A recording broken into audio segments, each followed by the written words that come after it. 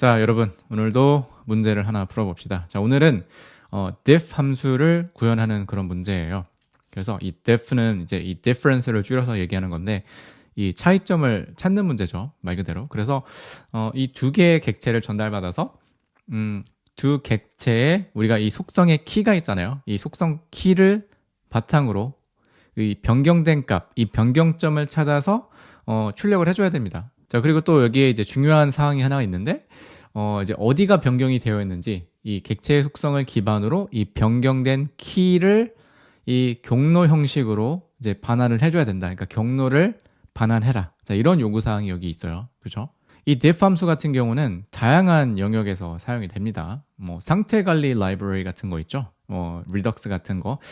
그런 이제 상태 관리에 변경을 추적할 때 이제 사용이 되고, 그리고 이제 만약에 이 설정 파일 같은 부분에서 변화를 감지한다든지, 아니면 폼 형식의 이 데이터에서 이 변경된 사항이죠. 변경된 필드만 검출을 할 때라든지, 뭐 이런 부분에서 다양하게 사용할 수가 있겠죠. 자, 아무튼 오늘 이 문제를 이제 풀어보면 여러분이 이제 객체를 이제 순회한다든지 아니면 이 전반적인 이 객체 다루기 실력을 조금 향상시킬 수가 있을 겁니다. 그리고 이제 코딩 면접 테스트 인터뷰 상황에서 나오기 때문에 알아두시면 큰 도움이 될 것 같습니다. 자, 그럼 일단 테스트 케이스를 먼저 볼까요?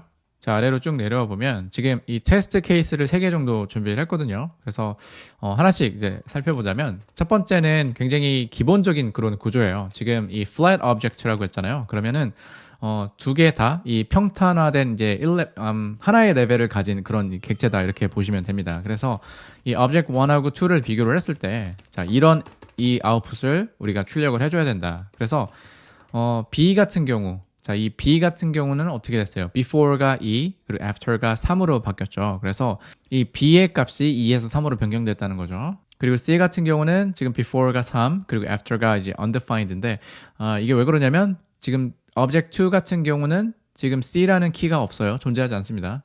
그렇기 때문에 여기는 지금 undefined가 된 거예요. 그러니까 키가 제거가 됐다. 자, 이렇게 보시면 되고, 이 D 같은 경우는 그 반대죠. 지금 before는 undefined인데 이 after 같은 경우가 이제 4로 바뀌었죠. D 같은 경우는 이 object 1 있죠. 이 첫 번째 객체에 존재하지 않는다. 그래서 이런 아웃풋을 우리가 만들어줘야 된다. 자, 이렇게 보면 되고요. 두 번째 같은 경우는 첫 번째보다 조금 더 복잡한 이 중첩 객체의 구조를 가지고 있습니다. 그래서 이렇게 object 1, 2가 있고 이 키 값은 굉장히 비슷합니다. 하지만 이 차이점이 하나가 있죠. 이 바로 이 D라는 키를 가진 객체예요. 자, 여기 보면은 이 object 1에는 이 D는 빈 객체입니다. 근데 이 object 2에는 D는 이 A라는 속성을 가지고 있고 그의 값은 1이다. 자, 여기 테스트용 아웃풋을 볼게요. 지금 여기 보면 이 A.C라고 되어 있죠. 그래서 이 A.C는 이 경로를 표현을 하는 거예요. 그래서 왼쪽에서 오른쪽으로 가면서 상위에서 하위로 간다 이렇게 보시면 돼요. 그러면은 A.C니까 이 A라는 객체에서 이 C라는 속성을 찾아보면 되겠죠. 그러면 이 C라는 속성이 2에서 3으로 바뀌었습니다. 그렇기 때문에 before 2, after 3 이런 식으로 우리가 이제 아웃풋을 만들어줘야 되는 거고, 같은 맥락에서 D에서 이제 A라는 속성이 지금 객체 1에는 없는데 2에는 존재하기 때문에 그거를 우리가 before는 undefined 그리고 after는 1. 자, 이런 식으로 추적을 해줘야 된다. 그래서 이런 테스트를 통과를 해줘야 된다 이렇게 보면 되고, 그리고 마지막으로는 이제 뭐 간단한 배열이에요. 배열 구조인데 배열 같은 경우는 우리가 이제 속성 뭐 키를 사용하지 않고 그냥 인덱스 베이스를 사용하잖아요. 근데 사실 자바스크립트는 그냥 인덱스를 우리가 키라고 보시면 돼요. 그래서 우리가 배열을 처리할 때도 같은 아웃풋을 내줘야 된다. 그래서 여기서 만약에 1이다 라고 했을 때는 키 값의 1이 아니라 이 인덱스 1이죠. 그래서 여기 첫 번째 포지션이죠. 이제 제로 베이스 기반으로 봤을 때 0, 1. 그러면 두 번째 요소의 값이 2에서 4로 바뀌었다. 보면은 2에서 4로 자, 이렇게 변경이 되었죠. 그래서 이런 부분을 우리가 처리를 해줘야 된다. 자, 이렇게 보시면 되고요. 자, 그럼 이제 함수를 구현해 보도록 하겠습니다. 자, 일단 우리가 기본적으로 가장 처음 생각해야 되는 게 뭐냐면, 뭐 최소한 저는 그래요. 최소한 저는 이 함수를 만들 때, 뭐 일회성이 아닌 함수잖아요. 사실 이런 게. 그러면은 우리가 이제 엣지 케이스 같은 부분들을 우리가 고민을 하고 이제 고려를 해줘야 돼요. 그래서 함수의 우리가 최상단에 제가 지난 시간에도 뭐 비슷한 얘기를 했지만 우리가 함수 최상단에다가 이 엣지 케이스들을 처리해주고 그리고 early return 같은 경우에도 우리가 이 함수 최상단에 위치시켜주는 게 좋죠. 직관적이고 테스트하기도 편하고 그리고 이제 이 코드를 우리가 이제 위에서 아래로 이렇게 차근차근 읽으면서 이해할 수 있는 이런 가독성 측면에서 봤을 때도 이런 부분을 우리가 미리 처리를 해주는 게 좋습니다. 자, 첫 번째 고려사항 같은 경우에는 이 두 객체가 동일한 참조를 가지고 있는지. 자, 이게 무슨 말이냐면 이 object 1 그리고 이 object 2를 자, 이런 식으로 비교를 해주는 거예요. 자, 이렇게 비교를 했을 때 얘가 이제 true를 return하는 경우는 뭐냐면 이 둘 다 같은 참조를 가리키고 있다. 같은 이 메모리 주소를 가리키고 있다면 얘는 더 이상 진행할 필요가 없다. 자, 예를 들어 보자면 뭐 A는 객체가 하나 있고 뭐 A1, B2, C가 3이다 라고 돼 있고 그리고 let B는 A다. 자, 그러면은 지금 B는 A의 주소를 가리키고 있죠. 복사를 해왔기 때문에. 그쵸? 그래서 메모리 어딘가에 이 A가 가지고 있는 이 객체 있죠. 이 객체의 주소가 있고 그리고 B를 이제 A로 할당을 한다면 A와 B는 같은 메모리 주소를 할당을 하고 있겠죠. 그래서 이렇게 A triple equals B라고 했을 때는 얘는 어떻게 돼요? 얘는 이제 true가 되겠죠. 그러면 얘는 더 이상 이제 비교할 필요가 없는 거죠. 같은 이제 객체이기 때문에 차이점을 우리가 비교할 필요가 없는 겁니다. 그래서 이 부분을 우리가 이 첫 번째 단계에서 처리를 해줍니다. 그래서 if object1 equals object2라고 했을 때는 이럴 경우에는 그냥 빈 이 object return을 반환을 해주면 됩니다. 자, 그리고 이제 두 번째 우리가 고려해야 되는 그런 케이스는 뭐냐면 이 null 같은 경우 null이나 아니면 뭐 undefined 있죠. undefined 또는 이 뭐 boolean도 있을 테고 아니면 number type이 있고 뭐 string이 있잖아요. 그래서 이러한 이 원시 값들을 우리가 null 타입과 함께 확인을 해주고 처리를 해줘야 된다. 그래서 만약에 우리가 이 객체를 비교를 했는데 이 속성 값이 원시 타입이다 라고 했을 때는 그냥 그 원시 값을 바로 반환을 해주면 됩니다. 그래서 null일 경우에는 null이 되는 거고 undefined일 경우에는 그냥 undefined가 되는 거죠. 그리고 뭐 숫자일 경우 그리고 뭐 boolean일 경우 그냥 그 값을 그대로 반환을 해준다. 자, 이렇게 보시면 됩니다. 자, 그래서 만약에 이제 object1이 null 값이거나 아니면 뭐 마찬가지로 object2가 null이거나 아니면 이제 타입 체크를 해야 되죠. 그래서 type of object1이 이제 object가 아닐 경우예요. object가 아닐 경우. 그리고 type of object2가 여기도 마찬가지로 이제 object가 아닐 경우. 자, 요 경우에는 어떻게 해야 되느냐? 그냥 그 값을 그대로 반환을 한다. 그럼 이제 이 상태에서 그냥 바로 반환을 해주면 되겠죠. 그러면 return before object1 그리고 after는 이제 object2가 되는 겁니다. 자, 이렇게 해서 이제 원시 타입이랑 이제 null 값 이런 undefined 같은 부분을 우리가 이제 바로 반환을 해준다. 자, 이렇게 보시면 돼요. 자, 그럼 이제 이 시점까지 왔다. 지금 이 첫 번째 조건에도 안 걸리고 이 두 번째 조건에도 안 걸린다라고 하면은 그럼 뭐예요? 지금 확인하는 값이 객체 또는 이제 배열이라는 의미잖아요. 그럼 여기다가 우리가 이 메인 로직을 넣어주면 되는 거예요. 자, 일단 우리가 이 아웃풋을 만들어줘야 되죠. 아웃풋은 이 객체 형태로 반환이 됩니다. 그러면은 그 객체, 우리가 이 차이점들을 이제 추적해서 이제 키로 만들어줘서 이제 경로를 우리가 표현을 해줘야 되잖아요. 그러면 하나의 이제 객체를 또 만들어줘야 되겠죠. 그래서 뭐 결과값 객체라고 보시면 됩니다. 그래서 diffs라는 객체를 하나 이렇게 만들어 줄게요. 자, 그러면 우리가 이 비교를 하려면 이 object1, 2, 이 두 개의 객체의 모든 키를 바탕으로 우리가 순회를 해야 되잖아요. 그래서 쉽게 말해서 이 두 객체에 있는 모든 키를 우리가 가져와서 그 키를 바탕으로 순회를 한다. 이렇게 보시면 됩니다. 그래서 keys, object, 이 object constructor에 이 keys라는 메서드가 있어요. 얘는 내가 객체를 이렇게 던져주면은 그 객체에 있는 모든 키를 반환을 합니다. 그래서 이 object1의 키 그리고 object2의 키들이 이제 다 필요한 거죠. 그래서 이 키의 목록을 만들어서 이제 합친다, 이제 병합을 해준다 이렇게 보면 돼요. 그래서 object.keys 그리고 object2가 되겠네요. 자, 그쵸?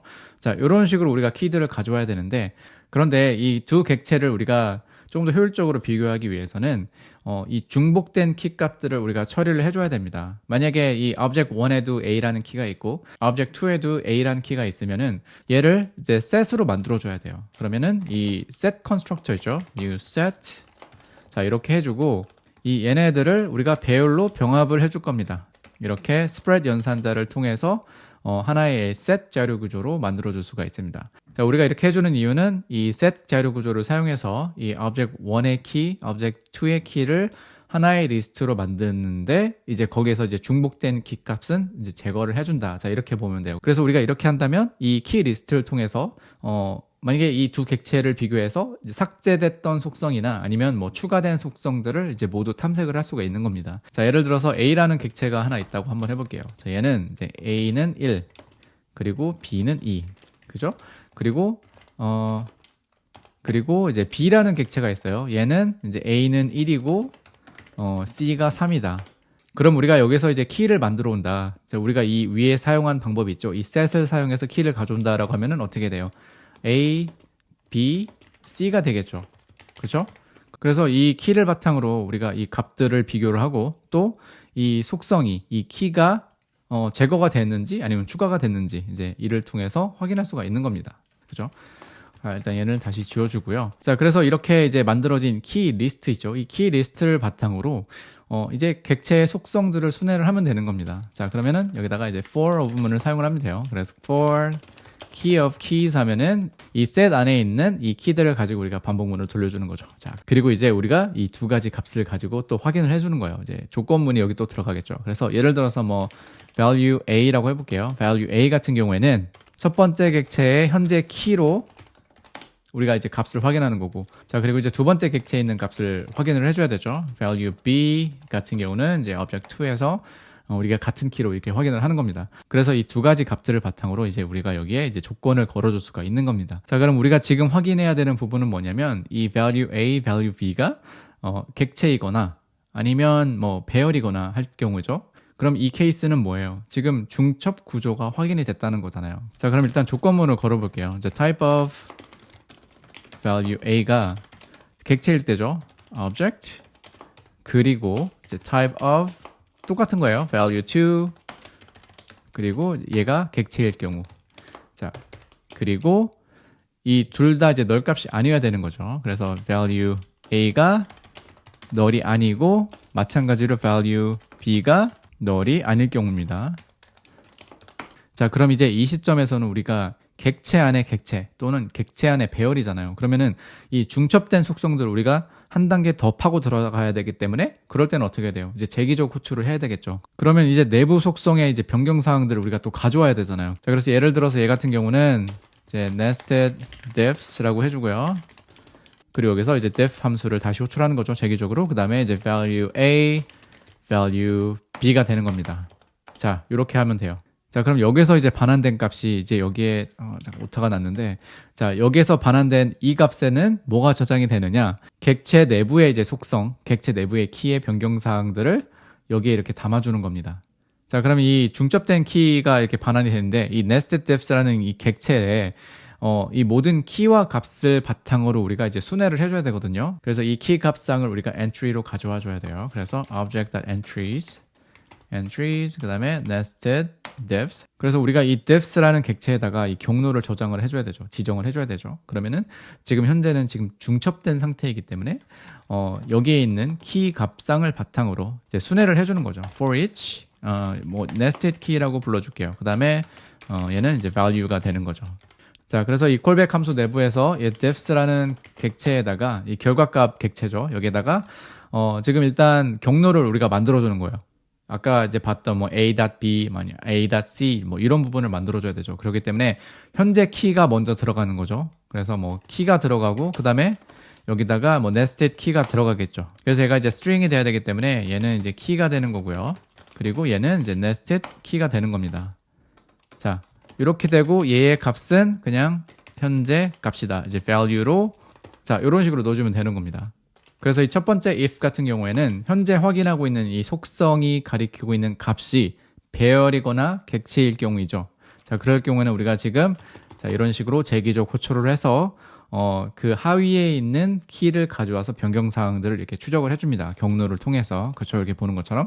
자, 그러면 이제 또 한 가지는 뭐냐면 이 두 값의 차이가 있을 경우죠. 그래서 이 value a와 value b의 값이 다를 경우, 그래서 value a가 value b와 다를 때는 이 diffs 객체 있죠. 여기에 키는 자, 이렇게 해주면 돼요. before 그 전의 값이 value a고 value a 그리고 after 그 이후의 값이 b다. 이렇게 변경이 됐다. 자, 이렇게 보시면 되고 이 diffs라는 이 차이점이 기록된 이 아웃풋 객체를 반환을 해주면 되는 거죠. 자, 그럼 이제 마지막으로 이 테스트를 한번 해봐야겠죠. 자, 테스트 케이스들을 한번 실행시켜 보도록 하겠습니다. 그래서 node diffs 지금 에러가 났는데 지금 여기네요. 지금 이 object entries 같은 경우에는 이 이 배열의 배열, 그러니까 이 2D 배열을 반환을 하거든요. 그런데 이 for each를 돌릴 때는 우리가 얘를 구조분해를 해줘야 돼요. 그래서 얘를 이제 이런 식으로 구조분해를 사용을 해줘야 된다. 이렇게 안 하면은 이제 에러가 발생을 합니다. 자, 이런 식으로 지금 객체 자체가 지금 반환이 되기 때문에 우리가 이제 원하지 않은 결과를 가져올 수가 있는 거죠. 자, 얘를 다시 한번 이제 실행을 시켜 볼게요. 자, 이렇게 테스트 케이스들이 잘 통과했고요. 이제 함수가 잘 구현이 된 걸 확인할 수가 있었습니다. 자, 그래서 아무튼 이번 시간에는 이 def 함수를 이렇게 함께 구현을 해보면서 객체 그리고 이제 배열의 이제 차이점을 찾아내는 방법, 그리고 우리가 경로를 자 이런 식으로 추적할 수 있는 방법까지 함께 알아봤습니다. 그리고 이제 object entries, 그리고 이제 여기서 이제 구조분해 할당을 사용해서 우리가 조금 더 깔끔하게 결과를 이제 처리하는 방법도 익혔습니다. 그리고 아까 제가 그래서 구조분해를 이제 하지 않아서 아까 오류가 났었는데, 이제 그런 부분도 이제 실무에서 우리가 자주 이제 생기는 그런 에러거든요. 그래서 그런 부분도 우리가 이제 확인할 수가 있었고요. 아무튼 오늘 영상이 도움이 되셨으면 좋겠고요. 끝까지 봐주셔서 감사드리고, 다음 시간에는 이 memorize 함수 구현하기 문제를 풀어보도록 하겠습니다. 이제 이 memorize 같은 경우에는 쉽게 말해서 이 함수의 결과를 캐싱을 해서 우리가 이제 성능 최적화를 할 때 이제 많이 사용되는 그런 기법이거든요. 그래서 그 부분은 다음 영상을 통해서 함께 풀어보도록 하겠습니다. 네, 감사합니다.